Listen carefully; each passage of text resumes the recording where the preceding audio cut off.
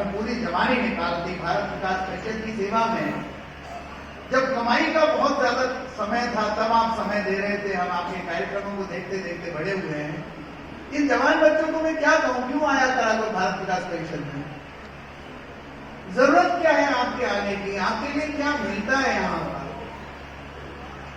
तो ये जो रसदार गाना आपके मोर ग्रुप ने नृत्य किया था ना, इसके कुछ बोल थे। नायिका हीरो से कहती है तो मैं आंखों में बिठा दूं, आंखों में बसा दूं, चाहे हीरो 150 किलो का ही हो।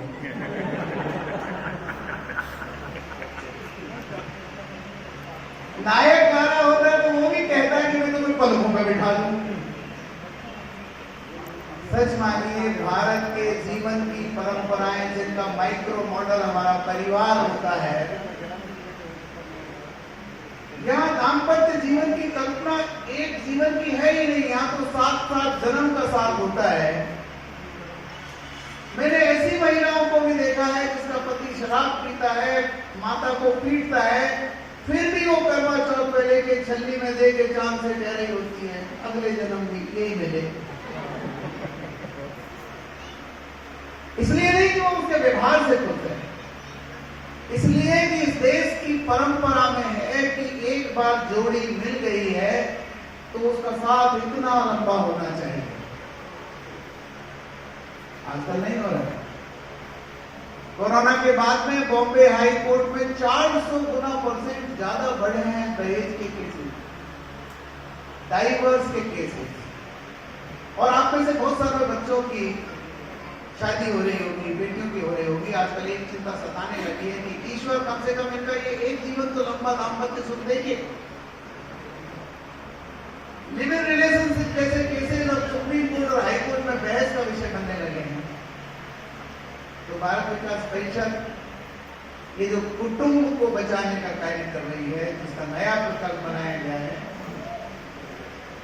इसकी जरूरत क्यों पड़ी, ये मैं एक चिकित्सक की तरह से आपको समझाता हूं। कई बार बहुत सारे दर्द ऐसे होते हैं जो दर्द निवारक गोलियों से नहीं जाते। कई बार एक गठिया के लिए 10-10 गोलियां खाती हैं माताएं या पुरुष, लेकिन कोई उनसे प्यार से पूछ भर ले, उनके उस दर्द को सहला भर दे, अपनी सांस के थोड़े पैर दबा भर दे, पूछ ले माता आप ठीक हो ना, और दर्द गायब। मैंने कैंसर के दर्द को इस तरह से जाते हुए देखा है। ऐसा कौन करेगा? ऐसा परिवार का वही सदस्य करेगा जो आपको दिलो जान से प्यार करता है। उस अवस्था में ज्यादा प्यार करता है जब परिवार का मेंबर असहाय है। और ये सारी कमाई एक दिन में नहीं हो जाती है, इसको पूरे जीवन भर बोना पड़ता है। आपको एक उदाहरण देता हूं, अपने जीवन के अनुभव से देता हूं। मैं नया डॉक्टर बन के बॉम्बे में पेश हुआ था। शांति अवेदना आश्रम नाम की एक जगह है, टाटा कैंसर हॉस्पिटल के पास का वार्ड है, मेरी ड्यूटी वहां लगी। वहां वो मरीज रखे जाते थे जिन पर सारी दवाइयां हो चुकी हैं कैंसर की। समुद्र किनारे इस हॉस्पिटल में 40 बेड थे। मैं नया डॉक्टर था, मेरे को बड़ा उमंग था, ऑपरेशन कर दूं, गोली दे दूं, इंजेक्शन लगा दूं। मेरे सीनियर ने कहा डॉक्टर वो हम सब कुछ कर चुके हैं, इन रोगियों को यहाँ इसलिए रखा है कि ये शांति से मर जाए बस। लेकिन व्यक्ति उस दिन नहीं मरता जिस दिन डॉक्टर कह देता है, व्यक्ति उस दिन मरता है जिस दिन उसका दिल टूट जाता है। एक माता रोज मेरे पास आके बैठ जाती और मुझे किस्सा सुनाती, मैं इतने बड़े खानदानी इंडस्ट्रियलिस्ट की माता हूँ, मेरे को कैंसर हो गया, मुझे इस अस्पताल में छोड़ गए सारे, मेरे इतने नौकर हुआ करते थे, ऐसे ठाट बाट हुआ करते थे, 1 दिन 2 दिन 10 दिन। मैं 20 दिन बाद कानों में गोली डालने लगा। मैंने सोचा माता तुम मेरा भेजा खराब कर दी। पर फिर मैंने गौर किया कि नहीं, ये डॉक्टर का धर्म नहीं है। मैंने उनसे कहा माता आप एक काम किया करो, तो सारे कैंसर मरीजों को रोज 1-1 मिनट दिया करो और उनसे कहा करो मैं जब 3 साल से मैं जी रही हूँ कैंसर के बावजूद, तो तुम तो पक्का जियोगे। उसको CML था, क्रॉनिक माइलॉइड ल्यूकेमिया, एक तरह का ब्लड का कैंसर होता है। वो बड़ी शिद्दत से मेरी बात मान के बेड नंबर 1, बेड नंबर 2 और पूरे 40 बेड पे जाती। उसका 3 घंटा निकल जाता, कभी कभी तो ज्यादा बैठ जाती। तुम कैसे हो, तुम्हारा दर्द कैसा है? जब मेरा कैंसर इतने दिन से मेरे कुछ नहीं बिगाड़ सका, तुम्हारा तो कुछ नहीं बिगाड़ा। मुझे उस दिन हैरत हुआ जब 3 महीने बाद उस माता की रिपोर्ट चेक की गई और उस माता के खून में कोई कैंसर नहीं था। दुआओं में इतनी शक्ति होती है, दुआओं में इतनी शक्ति होती है। आप दिल से किसी के लिए जब कहते हो ना, हैप्पी दिवाली, हैप्पी बर्थडे, आपका शुभ जीवन हो, आपका शुभ दाम्पत्य हो, यहां से शब्दों से कहा, लेकिन शब्द यहां से निकलते हैं तो दुआओं में बहुत दम होता है। मैं यही कहना चाहता हूं, और ये मेरा अकेले का वर्णन नहीं है। एक डॉक्टर हुए जिनका नाम है ब्रूस लिप्टन, इन्होंने एक पुस्तक लिखी है, anatomy of belief, the theory of belief. विश्वास पैदा कहां से हो? लंबी स्टोरी नहीं कहूंगा, बस इतनी कहूंगा, 22 साल इस डॉक्टर ने अपनी चिकित्सा की। सेलुलर बायोलॉजी का एक एक्सपर्ट था, अमेरिका का बहुत फेमस डॉक्टर था। इसको एक चीज का पता चला कि जब मैं अच्छे विचारों में कोशिका को रखता हूं, बुरे विचारों में कोशिका मर जाती है। इसी को उठा के इसमें रखता हूं, अच्छे विचार देता हूं तो जीवित हो जाता है। इसको मैं साधारण भाषा में यूं समझा सकता हूं, एक मरे हुए पेड़ को खाद बीज वाले गमले में लगाया जाता है तो पेड़ वापस हरा हो जाता है। इसने कहा गलती से हो गया होगा, तो ऐसा कम से कम 10 बार प्रयोग रिपीट किया। पता चला अच्छे विचार हमारी कोशिकाओं की नेचर को भी बदल देते हैं। कोशिकाओं में अगर आपके बीच में कोई बायोलॉजी का बच्चा है तो वो समझेगा कि डीएनए बदलता है क्या? नहीं बदलता। जीन्स बदलते हैं क्या? इस डॉक्टर ने दुनिया में पहली रिसर्च लाके दी कि अच्छे विचार जीन्स को बदलते हैं। यानी जैसी दृष्टि वैसी सृष्टि वाली कहावत भारत की गलत नहीं है, गलत नहीं है। इसके बाद एक थेरेपी आई जिसका नाम है ऑटो सजेशन, और उस ऑटो सजेशन में आजकल अच्छे साइकियाट्रिस्ट रोगियों को कहते हैं मेहरबानी करके अपने पर कृपा करिए, अपने पर सत्य छाया लाइए रोजाना। इसका मतलब ये होता है कि जब आप स्वागत से तिलक कर रहे थे ना, आपस में भी कर रहे थे या अतिथियों का भी कर रहे थे, तो आप यही तो कह रहे थे विजयी भव, आयुष्मान भव, स्वस्थ भव, धनवान भव। कह के तो देखिए आज के लोगों के पास हैप्पी बर्थडे पर भी कहने के लिए सेंटेंस नहीं बचे। उनके पास भावों का इतना टोटा है, एक आध सेंटेंस कह के या एक आध व्हाट्सएप कह के नक्की होते हैं। अगर विचारों से सृष्टि बदलनी है तो विचारों से स्वास्थ्य भी बदलता है। हमारा रिसर्च का विषय है। मैं आपसे कहना ये चाहता हूँ, मेहरबानी करके अपने बच्चों के लिए, अपने बुजुर्गों के लिए सुबह या शाम को 10-10 मिनट जरूर निकालिए। इसको कहते हैं बड़ा से बड़ा परिवार का संस्कार। मैं आपको 16 संस्कारों की बात नहीं कर रहा, आधुनिक भारत के संस्कारों की बात कर रहा। जो माता पिता भाई बहन यहाँ पर अपने जवान होते हुए बेटे या बेटियों को अंक लगाते हैं और दिन में 3 बार भी अगर कह देते हैं तुम मेरी बड़ी गौरवशाली बेटी हो, तुम मेरे बड़े होनहार बेटे हो, तुम पर मुझे गर्व है, क्योंकि तुम पैदा नहीं हुए थे उससे पहले तो पता नहीं कितनी मन्नतें मानी थी। अचानक मैं तुम्हें 3 नंबर कम आने से सारी मन्नतें दूर हो जाती और डंडा हाथ में। ऐसा नहीं होना, ऐसा नहीं होना चाहिए। बड़ी से बड़ी रिसर्च ने साबित किया है कि जो माँ बाप अपने बच्चों को प्यार देते हैं रोजाना, ऐसे बच्चे कम आत्महत्या करते हैं, वो सुसाइड कम करते हैं। आपके पड़ोस का कोटा एजुकेशन फैक्ट्री इसका एग्जाम्पल। वहाँ हर सप्ताह होने वाली कोई ना कोई दुर्घटना हम बहुत बार जाते हैं, मीटिंग करते हैं, उसका एक ही कारण होता है, ऐसे बच्चों के पीछे उनके माता पिता डंडा लेके पड़े हुए होते हैं। तेरे को डॉक्टर ही बनना है, डॉक्टर ही बनना है। और बच्चे को ऐसा लगता है कि या तो ये ट्यूशन वाले कोचिंग वाले मेरे को मार डालेंगे और अगर इनसे बच गया तो घर वाले। मेरी आपसे प्रार्थना है, बिना पैसे की दवा है, बच्चा कुछ न कुछ तो बनेगा ही। आज के जमाने में तो 3600 से ज्यादा कैरियर थे, लेकिन कम से कम अपने बच्चों पर अपनी अतृप्त इच्छाओं को मत लाइए। आप जो नहीं बन पाए वो आपके बच्चे बन के ही दिखाएं, कम से कम इससे पीछा छुड़ा लीजिए। पक्का आने वाले बच्चे कुछ न कुछ करेंगे, क्योंकि आने वाली दुनिया वो नहीं तो हमने देखी है। हम में से तो बहुतों से अभी मोबाइल भी ऑपरेट नहीं होता। अभी तो जूम भी चलाते हैं, दादाजी को पोते को बुलाते हैं, इधर आना, आवाज नहीं आ रही, बटन दबाना। आने वाला टाइम तो और भी विचित्र होगा। इस संतोष को माता हूं मैं, आपके यहाँ बहुत सारे संतोष भाई बैठे हुए हैं। इस सोशल मीडिया ने एक एंटी सोशल काम जरूर किया है, हमारा संतोष हरण कर लिया। We are not satisfied. शाम तक फोटो पे 10 लाइक नहीं आए तो माथा खराब हो जाता। एक मंत्र जरूर लेके जाइएगा।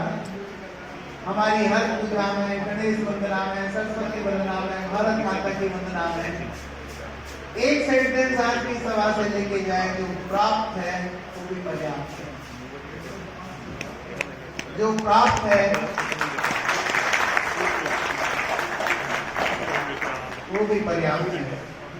भारत भवन में मेरी कन्या 30 साल के लगभग में भारतीय भवन में आपकी नई सेवा चालू हुई है, जिसका नाम है सुसंस्कारित स्वास्थ्य सेवा।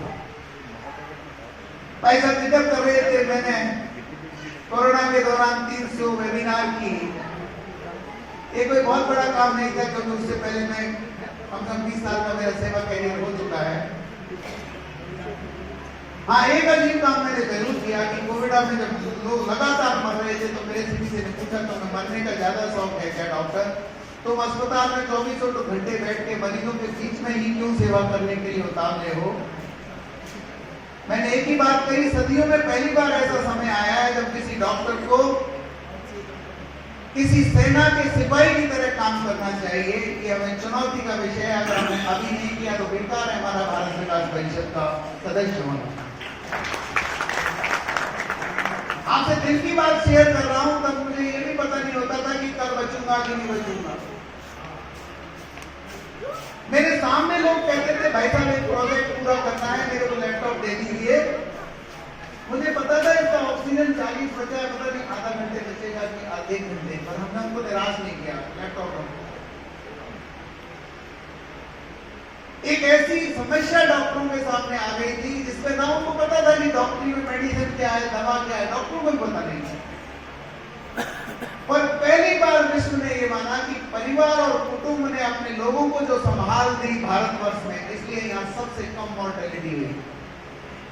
जितने लोग इटली में सड़क पर मरे पाए गए, जितने लोग इंग्लैंड में खाली हो गए रोड पर, उतने लोग भारतवर्ष में केवल इसलिए नहीं मरे कि अकेला भी किराएदार कहीं रह रहा था तो पड़ोसी सब्जी पहुंचा रहा था, दूध पहुंचा रहा था। मित्रों, यही मैं कहने आया हूं कि अपने कुटुंब व्यवस्था को जिंदा करिए। परिवार में रोज खाद और बीज स्नेह का दीजिए। कुटुंब से मतलब मेरा दादा, नानी, चाचा, ताऊ, मामा, फूफा, इनसे भी है, लेकिन इनसे भी ज्यादा इंपॉर्टेंट आजकल एक अंग हो गया है घरों में, जिसको कहते हैं बाई। गृहिणी का चेहरा उतर जाता है अगर बाई नहीं आई। जितने फोन अपने पति को नहीं करती, 3 पड़ोसनों को करेगी, भाई आई कि नहीं आई, भाई आई कि नहीं आई। यहाँ तक तो ठीक है, आपके कुटुंब का हिस्सा बने, बहुत सारा काम है उसका, रसोई से लेके बहुत सारे काम करते। लेकिन अगर पति और पत्नी दोनों ही प्रोफेशनल हैं, जैसे डॉक्टर, जैसे अन्य कई प्रोफेशन में दोनों सरकारी नौकरी में हैं, तो एक डेवलपमेंट का फर्क मैं आपको सीधे सीधे बताता हूं। जो बच्चे बाइयों के भरोसे पलते हैं, जो बच्चे नौकरों की मेहरबानी से पलते हैं, जिन बच्चों ने कभी दादा दादी की लोरियां कहानियां नहीं सुनी हैं, ये बच्चे ताज जिंदगी संतोष के विटामिन से डेफिशिएंट रहते हैं। बचपन की ये कमियां उनको जवानी की उग्रता के रूप में या बुढ़ापा होते होते असंतोष के रूप में सामने आती हैं। ऐसी लंबी लंबी रिसर्च हमारे सामने है। इसलिए आने वाली शादियों में अगर आपका बच्चा बहुत प्रोफेशनल है, अगर आपकी बेटी बहुत प्रोफेशनल है, मैं डॉक्टर से तुलना करता हूं, अगर आपका बेटा डॉक्टर है तो बहू डॉक्टर मत लाइए। आपको कड़वी बात कह रहा हूं। अभी भाई साहब कह रहे थे कि आजकल यहाँ पर तो प्रॉपर्टी डीलरों के पास या पॉलिटिशियंस के पास ही पैसा है भाई साहब, थोड़ा बहुत डॉक्टरों के पास भी है। मैं कहना ये चाह रहा हूँ कि अगर दोनों ही डॉक्टर हो गए तो वो तो मरीज देखते रहेंगे, बच्चे किसी और के बहाने पलेंगे। बचपन को पैदा करना, बड़ा करना आजकल सबसे बड़ा कैरियर, सबसे कठिनतम कैरियर कोई रहता है, उसको कहते हैं होम मेकर। माँ और कुटुंब का पालन करने वाला कैरियर सबसे कठिन हो गया है। एक जमाना था जब माँ वो 10-10 रुपए आपकी जेब से लेती थी ना, खुशी में फूफा को, मामा को, बहनों को, देवरानी जेठानी सबके देख पूरे कर देती थी। ये थोड़ा डिजिटल मनी आ गया है, तब से टूटा आने लगा। मोदी जी ने ये सीक्रेट भी आउट कर लिया, लेकिन सच में एक बार पूर्व प्रधानमंत्री मनमोहन सिंह जी पर एक वित्तीय संकट आया था पूरे भारत पर, और तब ये सिद्ध हुआ था कि भारत की महिलाओं की जो बचत की प्रक्रिया है ना, वो अनपैरेलल्ड टू द इकोनॉमी है। इसीलिए आपको लक्ष्मी कहते हैं, इसीलिए लक्ष्मी कहते हैं। मुझे तो एक महात्मा ने ये भी कहा कि जो पुरुषों के नाम के आगे श्री लगाते हैं, श्री विजेंद्र जी, श्री महेश जी, श्री फलाने साहब, बोला ये श्री भी हमने उधार महिलाओं से लिया है, क्योंकि मूलतः श्री स्त्री लिंग है। कह सकते हैं कि हम सर्वगुण संपन्न तभी बनते हैं जब पुरुषों में भी थोड़े स्त्रियोचित गुण हों। स्त्रियोचित गुण हुए करुणा का, ममता का, स्नेह का, प्यार का, दुलार का। एक एजुकेशन अधिकारी एक स्कूल में गए,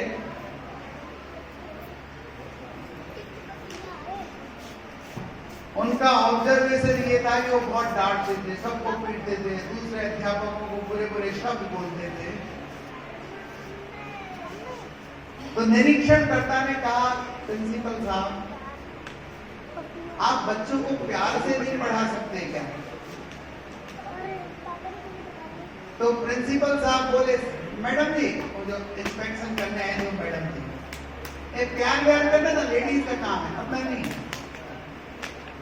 ये बड़ा कटु सत्य है कि जितने हम हाई इलेक्ट्रॉनिक हो रहे हैं, जितना हम मोबाइल पे है, जितना हम वर्चुअल वर्ल्ड में है, उतना ही ह्यूमन टच खत्म होते जा रहा है। आपने देखा होगा करुणा के लिए WHO ने एक अंतर्राष्ट्रीय अभियान चलाया है।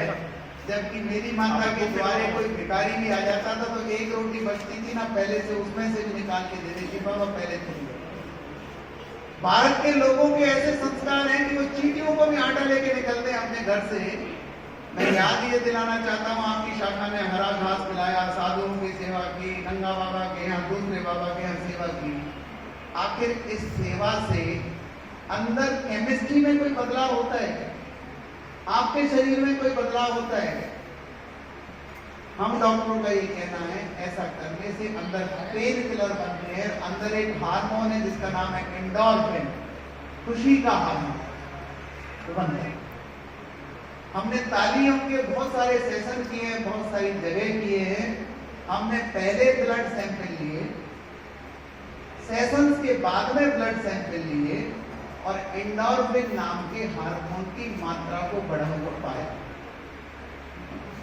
आप भी जो तालियां बजा रहे थे बहनों के अच्छे नृत्य पर, बच्चियों के अच्छे प्रदर्शन पर, बेटे के अच्छे गाने के ऊपर, कवि महोदय की अच्छी अच्छी कविताओं के ऊपर, समझिए आपने अगले 7 दिन का खुशी का हार्मोन बना लिया। इस बात में ताली हो गई।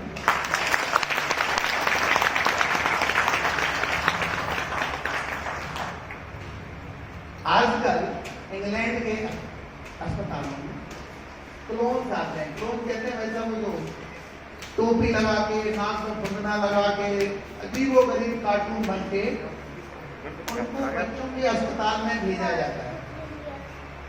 और बच्चे चूंकि बीमार होते हैं, परेशान होते हैं तो बहुत रोते हैं। एक डॉक्टर ने ये थ्योरी दी कि अगर हम रोगियों का मनोरंजन करते रहे तो खुशी के हार्मोन बनते हैं, इसलिए इनको ज्यादा दवाई की जरूरत नहीं होगी। सच में आजकल बहुत सारे पीडियाट्रिशियन इसको फॉलो कर रहे हैं। वो बच्चे बड़े भाग्यशाली है जिनकी दादी उसको लोरी गा के सुनाती है, क्योंकि इसका उल्टा भी उतना सही है। शिवाजी महाराज के लिए कहते हैं कि उसकी माँ खांडा रख के सुनाती थी उनके सिर के नीचे लगा के, और शिवाजी जंगलों में घूमते होंगे, पिताजी लड़ते हुए मुगलों से, लेकिन माँ ने जब उसको यही कविताएं सुनाई कि शिवाजी तेरे को दुश्मनों से लड़ना है, तेरे को खांडा चलाना है, तेरे को कभी हार नहीं माननी है। जब एक बच्चे से जवान शिवाजी हुआ, जब एक बच्चे से शिवाजी जवान हुआ, तो आप उसका नाम जानते हैं कि भारत का क्या किया, औरंगजेब का क्या हाल किया। ए फॉर एप्पल पढ़ाना बंद करिए बच्चों को। ए फॉर अर्जुन भी तो पढ़ा सकते हैं, बी फॉर भीष्म भी तो पढ़ा सकते हैं, सी फॉर चाणक्य भी तो पढ़ा सकते हैं। इस देश की हर मिट्टी में स्पिरिचुअलिटी एक उसमें बंधी हुई है, उसके बारे में भी तो पढ़ा सकते हैं।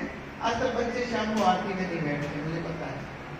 सभाओं में भी आपके यहाँ तो काफी टीनेजर्स आए हुए हैं आपके साथ में, लेकिन अधिकतर सम्मेलनों में जाना पसंद नहीं करते। पापा आप भारत विकास परिषद के भाषण झाड़ोगे, मेरा क्या, बोर करोगे। उनको कहिए पढ़ने के बाद जो हासिल होता है, एक अच्छा कैरियर बनाने के बाद जिस चीज की तलाश करोगे, उसको भारत विकास परिषद आज से बनाने लग गई है। कितने में क्या तलाश करोगे? खुशी तलाश करोगे, तृप्ति तलाश करोगे। आपके पास इतनी दूर से आने का पर्पज इतना ही तो है कि हम भारत विकास परिषद नाम की एक पारिवारिक संस्था के हैं। आप और हम सब एक ही नाव के खिवैया हैं। इसलिए मुझे बहुत खुशी मिली जब आपने हमें देखा, हमने आपको देखा। कभी महाराज तो मजाक में कह रहे थे आग लगाते थे, लेकिन आज मत लगाइए। सच में नजरों से नजरों में अगर आप दुआएं दे सकें तो जरूर दीजिएगा। आपको कम दवाइयों की जरूरत पड़ेगी। इस देश में 20% से ज्यादा लोग केवल इलाज के कारण बिलो द पॉवर्टी लाइन जा रहे हैं। अब लोग दिल की बीमारी से नहीं मरते, उससे ज्यादा की बीमारी से मरने लगे। अफोर्डेबल नहीं रही है चिकित्सा, फिर भी भारत में अफोर्डेबल है। यूएसए में मेरे दामाद रहते हैं न्यूयॉर्क में, डॉक्टर से मिलने में 20 दिन लग जाते हैं, डॉक्टर का अपॉइंटमेंट लेने में 30 दिन लग जाते हैं, और एक छोटी सी गोली बुखार की भी $50 में मिलती है। कहते हैं कि हम तो इसकी कीमत सुन के हिंदुस्तानी तो रुपए में कैलकुलेट कर लेता है ना। मैं अपने आखिरी बात पर आता हूँ। जब सारे आधुनिक उपाय फेल हो जाए तब क्या करेंगे? जैसे कोरोना में हो, कभी कभी मशहूर से मशहूर ड्राइवर से भी एक्सीडेंट होते हैं, कभी कभी योग्यतम वकील भी अपना केस हारता है। विफलताओं से लड़ना कौन सिखाता है? आज के इंस्टीट्यूट तो नहीं सिखाते, आज के कोचिंग सेंटर तो नहीं सिखाते। भारत की माता सिखाती है, हमारे परिवार सिखाते हैं। जिस दिन बच्चा फेल हो गया, अपना 100% बेस्ट करने के बावजूद भी फेल हो गया, उस दिन आपको उसकी डंडे की दरकार नहीं है, आपके दिल से लगा के उसको सांत्वना की दरकार है। और ये कौन देता है? परिवार देता है, कुटुंब देता है। जो काम हम 12वीं के दिन करते हैं या कोई जो मर जाता है तब करते हैं, तो हम रोज जीवन में जीवन भरने के लिए रोज क्यों नहीं कर सकते? गले लगा के रोज अपनों को पढ़ाई क्यों नहीं कर सकते? उनमें कुछ तो खासियत हर एक व्यक्ति में होती ही है, हम उसको क्यों नहीं पहचान सकते? पहचान सकते? तो इस बात के लिए ताली और इतना कहने में कितना खर्च होता है भाई साहब? आज जब बड़े सुंदर लग रहे हो। मैंने इधर हाथ इसलिए नहीं किया कि भाई साहब नाराज हो जाते, लेकिन आप भी महिला को भी तो बढ़ाई कर सकती है। बहन आपकी साड़ी बड़ी अच्छी लग रही है, आज आपकी पोशाक बड़ी अच्छी लग रही है, आज आपने सजावट बड़े अच्छे से की है। आपने जो 16 श्रृंगार की कल्पना और 60 रस भोजन की कल्पना है, वो केवल भारतीय परिवारों में ही तो है। हमारी सबसे बड़ी क्लिनिक है जिसका नाम है क्लीवलैंड क्लिनिक डायबिटीज रिवर्सल, जहां पर शुगर को रिवर्ट किया जाता है। यानी जिन लोगों का शुगर बढ़ गया है, जो लोगों को इंसुलिन भी फेल हो गया है, वहां पता है क्या सिखाते हैं? वो कहते हैं कि थाली ऐसी सजाओ जिसमें 7 रंग हो और 7 रस हो। भोजन इतना सही होगा और 7 रंगों में 2 चटनी होंगी, 2 तरह की सब्जी होंगी, 1 सलाद होगा, 7 रंग होंगे, 60 रस की हमारे यहाँ कल्पना है। क्लीवलैंड आप गूगल पे खोलेंगे तो यही आएगा कि जब सब दवा फेल हो जाती है तो भोजन ही औषध बन जाता है, आहार ही औषधि है। एक बच्चा भी कविता गा रहा था, पिज्जा ले आए, ये ले आए, वो ले आए। हमारे जो परिवारों में रसोई के मसाले थे और माता के हाथ का कभी गुटकुल था, कभी मलीदा था, कभी खीर थी, कभी लापसी थी, वापस लौट के आना पड़ रहा है that your diet is best for you. आपके गंगापुर की डाइट गंगापुर के लोगों के लिए बेस्ट है, जैसलमेर की डाइट जैसलमेर के लोगों के लिए बेस्ट है। There can not be any universal diet. ये जितने भी बिक रहे हैं पिज्जा, पास्ता, ये सब बिना प्रोटीन के नाश्ता है और हमारे बच्चों को अंदर से बहुत कमजोर बना रहे हैं। एक MSG नाम का कोड सबने लगाया है अभी खाने की बोतलों में। MSG का मतलब होता है कुछ भोजन हमारे बच्चों को जीवन से ही नशेड़ी बना देते हैं। मैं रिपीट करता हूँ इसमें, बॉर्नविटा में आने वाले कुछ, कॉम्प्लान में आने वाले कुछ, किटकैट और 5 स्टार में आने वाले कुछ तत्व जो अनडिक्लेयर्ड हैं, जिन पर बहुत सारी रिसर्च और भयंकर वार चल रही है फूड इंडस्ट्री में, उसमें ये तय हुआ है कि इनको खाने से बच्चा बात करते चलते एडिक्ट हो जाता है, उसको बुढ़ापे में कहता है बॉर्नविटा लाओ। हमें हमारा जो परंपरागत भोजन है उस पर ध्यान देना चाहिए। जैसा अन्न वैसा मन। जब बाजरे की रोटी खाते थे तो ज्यादा मुस्कुराते थे, जब से डबल रोटी आई है खुशी आधी हो गई है। मैं अपनी बात को विराम देता हूं।